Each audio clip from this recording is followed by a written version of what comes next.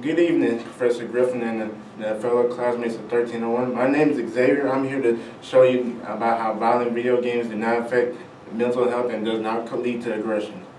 Games like Call of Duty and Grand Theft Auto have been known to cause aggression and may, in extreme cases, the media have blamed violence in video games for causing mass shootings like the infamous Columbine and recently the Sandy Hook shootings. But all I know is that violence is not caused by playing video games alone. There's a lot of risks and factors that come into play that the media doesn't want to show you.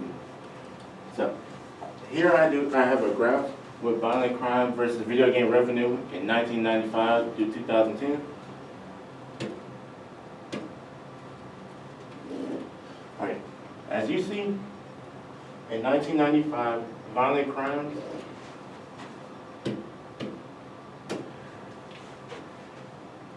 were in the 1.8 millions, while video game sales was barely at 1.3.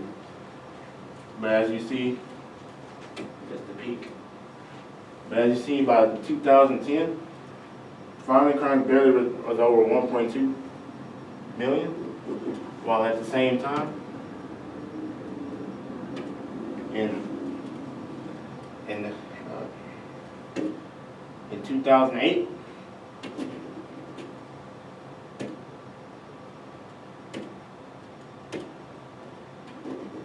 violent video game sales have actually peaked to over $20 billion in sales.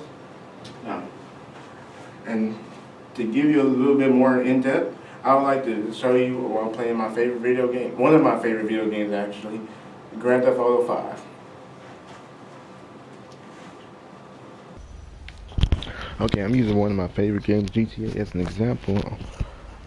And I'm here to demonstrate to you why GTA gets such a bad rep and causing in the video game violence discussions.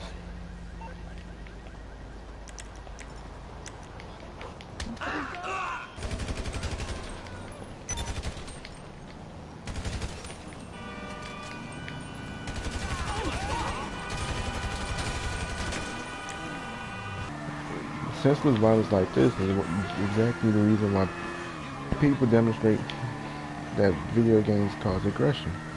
But ironically, I'm still just as calm as possible because this is just a normal game. This isn't real life. Because the purpose of a video game is to entertain you, not to be taken as a vessel to incite violence among the society.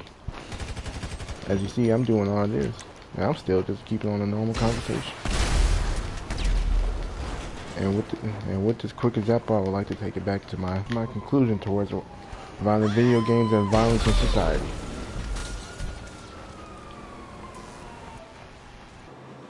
As you can see, I'm one of the least confrontational people in the class. I don't even like fighting. I just like to play violent video games, so they're entertaining to me. I'm not violent, so why should other people who have probably a lot of different factors should violent video games be to blame of? Because there is no causative link to playing video games and violence, which the media tries to portray that there's a link because of how violent video games how they think violent video games increase violence and aggression at the same time. But as you can see, while violent crimes went down drastically,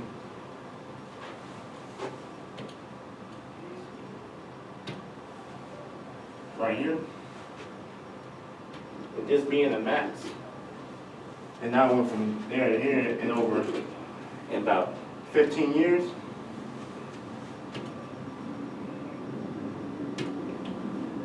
Right here, video games have actually peaked way years later, despite the fact that everybody thinks violent video games do in fact cause violence. And now that I've shown you my statements, my conclusion is that there are very little reasons and too many different factors that contribute to playing video games. So I'd like to thank you for your time. All right, and y'all have a great day.